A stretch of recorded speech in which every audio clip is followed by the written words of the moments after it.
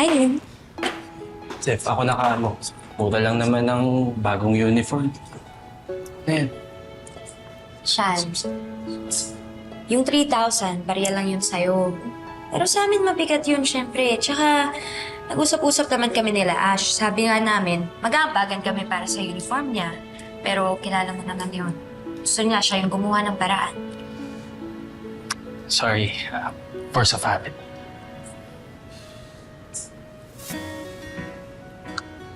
Hey guys!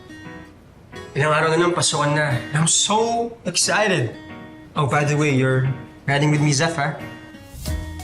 Ako nang bahala sa pagsundo at paghatid mo. Every single day.